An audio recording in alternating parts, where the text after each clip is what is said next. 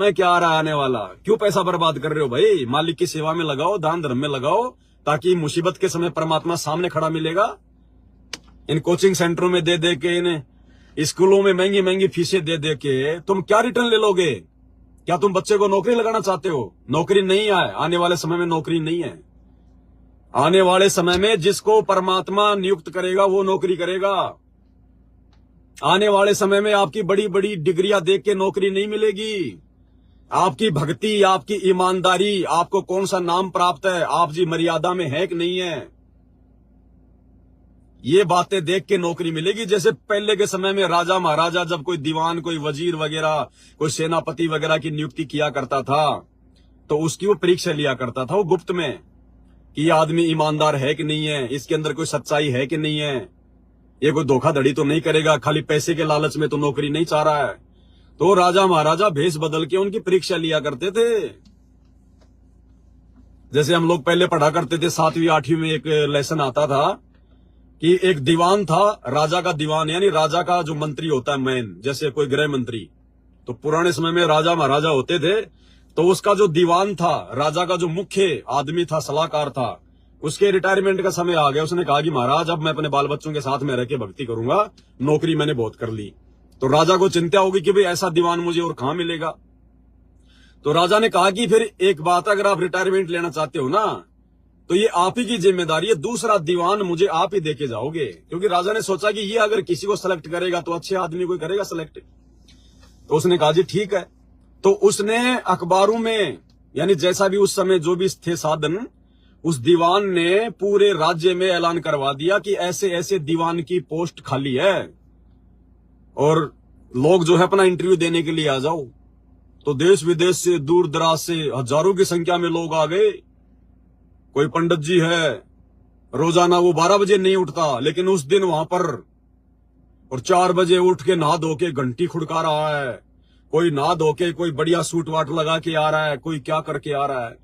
और वो जो दीवान था उसने क्या किया, जब देखा कि बहुत सारे लोग आ रहे हैं इंटरव्यू के लिए, उसने एक बैलगाड़ी ली और बैलगाड़ी में उसने जो है बाजरे की बोरियां रख ली, अनाज की, और जानबूझ के एक जो कीचड़ की जगह थी उसमें बैलों को हाँक दिया और वो गाड़ी उस कीचड़ में जाके फंस गई। अब दीवान को कोई जानता नहीं था कि भाई ये दीवान है क्या। पहले सोशल मीडिया तो थी नहीं कि भाई ये है भारत का, ये गृह मंत्री है, तो उसकी शक्ल को कोई जानता नहीं था। अब वो आदमी बैलों को हाँकता, कभी जो पहिया है गाड़ी का उसको जाके जोर लगाता, और हर आदमी जो इंटरव्यू देने आ रहे थे वो उसको देख देख के आगे निकल रहे, देख देख के आगे निकल रहे। किसी ने उसकी मदद नहीं की। एक आध को उसने कहा भी भैया थोड़ा हाथ लगा दे। उसने कहा कि क्यों लगा दे, मैं कोई छोटा मोटा आदमी हूं क्या, दीवान का इंटरव्यू देने जा रहा हूं, कपड़े गंदे हो जाएंगे मेरे, हाथ लगा दे, क्यों इतना वजन ढो रहा है। बोला भाई ठीक है। अब फिर लास्ट में एक व्यक्ति आया बेचारा, उसने अपनी डिग्री वगैरह रखी और अपने जो पायजामे पूजामे जो कपड़े थे अपने उतारे और जो भी को टॉवल वगैरह लपेट के ताकि गंदे ना हो जाएं, और उस कीचड़ में आ गया। बोला जी आप अपने बैलों को हाको, मैं पीछे से धक्का लगाता हूं। तो उसने कहा रे भैया तू भी तो दीवान का इंटरव्यू देने जा रहा है। बोला जी हाँ। बोला तेरे कपड़े गंदे हो जाएंगे यार, तू लेट हो जाएगा। बोला जी कोई बात नहीं, इंसानियत से बड़ा कोई धर्म नहीं है, मानवता से बढ़कर कोई धर्म नहीं है। कोई बात नहीं, मेरे भाग्य में होगी तो मिल जाएगी, नहीं तो कोई दिक्कत नहीं, भगवान 2 टाइम की रोजी रोटी तो मुझे दे ही रहा है। और उसने धक्का धुक्का लगा लोगों के, वो तो नौटंकी कर रहा था, और उसने मारा, बैलों को खींच कर बैलगाड़ी निकाल के ले गए आगे। अब उसने उसकी शक्ल पहचान ली दीवान ने, और जाके दीवान अपनी गद्दी पे बैठ गया और जितने भी थे सबको रिजेक्ट कर दिया। बोला जी मैंने ये कर रखा है, मैंने ये कर रखी है, मैंने जो है मतलब की गुरुकुल में पढ़ाई कर रखी है, मैं नालंदा विश्वविद्यालय से संस्कृत का आचार्य हूं। बोले ले जा तेरा संस्कृत का आचार्य है, मुझे कोई ये कड़ी बना के खानी है क्या तेरी डिग्रियां। जब तेरे अंदर धार्मिकता नहीं है, मानवता नहीं है, इंसानियत नहीं है तेरे अंदर, जो दूसरों के दुख दर्द और तकलीफ को तू नहीं समझ सकता, तो काहे का तू दीवान बनेगा। ऐसा है तू मेरी जनता का, तू मेरा सत्यानाश करेगा। और उस व्यक्ति को बिना डिग्री देखे, बिना कुछ देखे, क्योंकि उसकी परीक्षा ले चुका था, उसको दीवान की पोस्ट पे खड़ा कर दिया। तो आने वाले समय में मेरे भाई कलयुग में सतयुग आ रहा है, उससे भी अच्छा समय आएगा, उससे भी अच्छा समय। ये डिग्रियां देख देख के कोई नौकरी नहीं मिलेगी, चाहे आप MA BA PhD कुछ भी कर लो आप। तो परमात्मा ने दया बख्शी, दास ने बच्चों को स्कूल से भी हटा लिया। तो बताओ आप लोगों को रिटर्न मिल रहा कि नहीं मिल रहा भाई और बहनों। हाँ, जिस दिन ये दास बिगड़ जाएगा, देखो दास ने आप लोगों को बहुत पहले वीडियो में एक बात कही थी कि इस दास को मेरे गुरुदेव भगवान ने खड़ा किया है, संगत वालों ने खड़ा नहीं किया है, मैनेजमेंट वालों ने खड़ा नहीं किया है, गुरुजी के परिवार वालों ने खड़ा नहीं किया है। इस दास को मेरे गुरुदेव भगवान ने खड़ा किया है। अगर मैं नीचे गिरूंगा तो मेरे खुद के नीच कर्मों से गिरूंगा, अन्यथा मुझे मेरे गुरुजी के अलावा दूसरा कोई बैठाने वाला नहीं है। इस 21 ब्रह्मांड में मेरे गुरुजी के अलावा मुझे इन सेवाओं से हटाने वाला, मुझे चुपचाप बैठकर यानी मुझे चुपचाप बैठाने वाला, सात संगति से नीचे गिराने वाला 21 ब्रह्मांड में कोई नहीं है। ये मैं अपने गुरुजी के विश्वास के बलबूते पे कह रहा हूं, क्योंकि परमात्मा समर्थ है, काल का बाप है। और बेटे ने यदि बाप की जो है मतलब अगर प्रत्येक आज्ञा का अगर पालन अगर जो है वो कर लिया, अपने बाप से अगर वो चिपट गया, तो बाप फिर अपने बेटे को जो है वो छोड़ेगा क्या?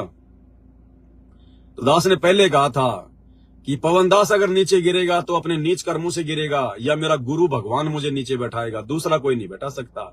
और कितने कोशिश कर ली काल ने, 2014 से लेके वर्तमान 2024 तक जेल तक करवा दी, मुकदमे झूठे लगवा दिए, संगत में बदनाम कर दिया, ठग, गुरुद्रोही, फलाना दिखना, मार पीट कर ली ताकि ये डर जाए, बैठ जाए। क्या बैठा पाए? वो खुद ही बैठ गए। आज वो खुद ही बैठ गए काल की गोद में। आप दोनों का सीवी देखा मैंने, क्वालिफिकेशन तो काफी अच्छी है आप दोनों की, पर अब इस इंटरव्यू का फाइनल राउंड है और जो भी इसे क्लियर करेगा उसी को ये जॉब मिलेगी। ओके मैम, मैं रेडी हूँ। मैं भी रेडी हूँ मैम। ओके, तो आप एक काम करिए, अपना वॉलेट और मोबाइल फोन टेबल पे रख दीजिए।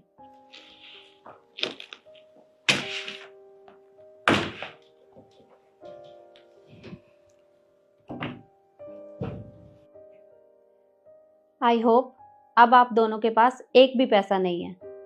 No ma'am. नहीं है मैम। ओके, तो अब आप एक काम करिए, जब आप इस ऑफिस में आए होंगे तो आपने बाहर एक सब्जी की दुकान तो देखी होगी। हाँ मैम, मुझे याद है, जब मैं ऑफिस आया था तो मैंने बाहर दुकान देखी है। हाँ मैम, मैंने भी देखी थी। ओके, तो अब आप दोनों को उस दुकान पे जाना है और वहां से 1-1 किलो सब्जी लेके आनी है, वो भी बिना पैसे दिए। बिना पैसे दिए? मैम ऐसा कैसे हो सकता है? पैसे तो पे करने पड़ेंगे ना उसे। यही तो आप दोनों का टेस्ट है।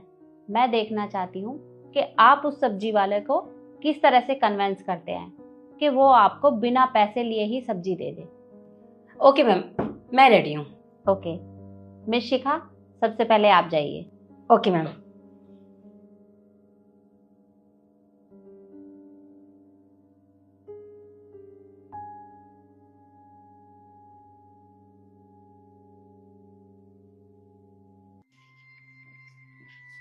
अंकल सुनो, आधा किलो मटर और आधा किलो टमाटर पैक कर दो। ठीक है मैडम जी।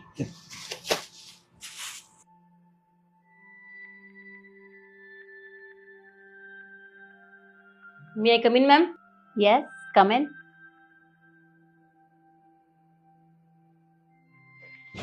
मैम, मैंने टास्क पूरा किया। Very good.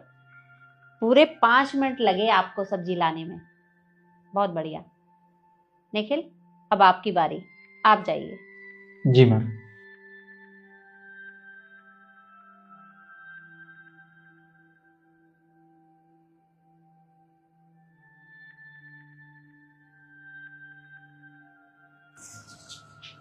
अंकल जी, आधी किलो कद्दू और आधी किलो शिमला मिर्च कर दीजिए। ठीक है बेटा, अभी लो, ये लो सर।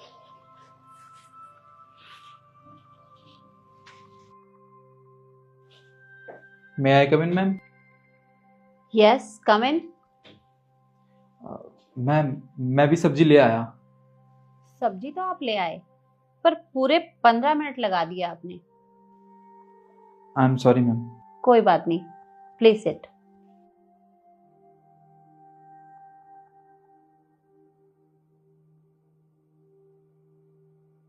तो जैसा कि मैंने आप दोनों को कहा था कि जो भी इस टेस्ट को क्लियर करेगा जॉब उसी को मिलेगी। तो miss Shikha, I am sorry, You are not selected. Nikhil, you are selected this job. Thank you so much ma'am. एक सेकंड मैम, मैम आप इससे क्यों जॉब पे रख रहे हैं? टास्क तो मैंने भी कंप्लीट किया ना, और इससे कम समय में, उसके बाद भी। अच्छा, इसीलिए क्योंकि ये लड़का है और मैं लड़की हूँ?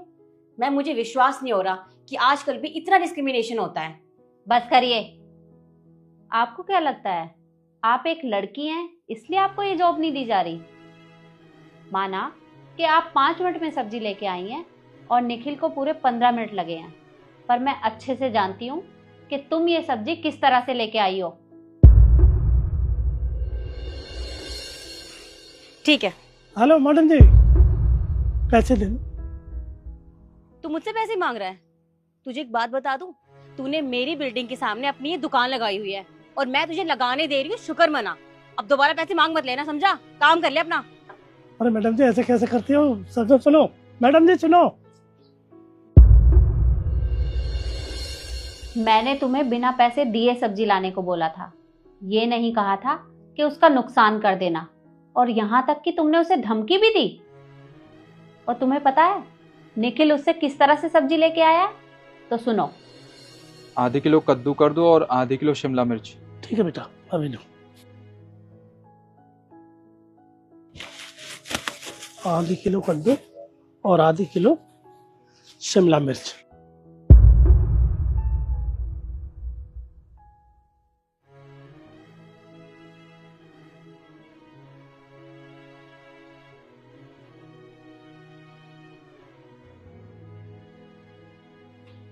पर मेरे पास पैसे नहीं है आपको देने के लिए। क्या पैसे नहीं है? अरे साहब मैं गरीब आदमी हूँ, मैं कहाँ से? नहीं नहीं, ऐसे मत करो। मेरी बॉडी भी नहीं हुई, कल से दुकानदार भी नहीं हुई। ऐसे मत करो साहब, पैसे दो। ठीक है, आप एक काम कीजिए, आप ना ये घड़ी रख लीजिए। ये मैंने 2000 रुपये की खरीदी थी।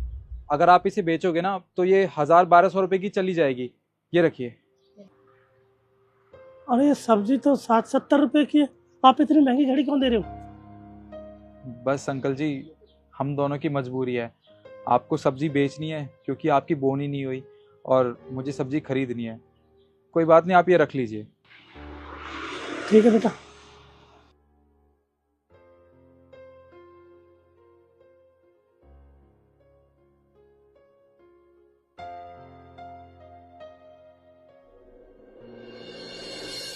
तुम्हें पता है उसने टास्क कंप्लीट किया पर बिना उसका नुकसान किए, और उसकी कन्विंसिंग पावर बहुत अच्छी है।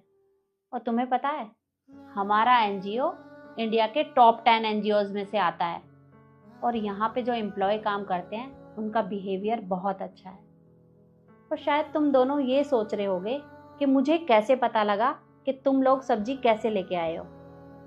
तो मैं तुम दोनों को बता दूं, वो जो बाहर सब्जी वाला है वो हमारी कंपनी का एक एम्प्लॉय है, और ये सेटअप आप दोनों के टेस्ट के लिए तैयार किया था। और उस टेस्ट में शिखा तुम फेल हो गई, इसलिए तुम जा सकती हो। पर मैम मेरी बात तो सुनिए। मैंने कहा ना, लीव। Okay ma'am.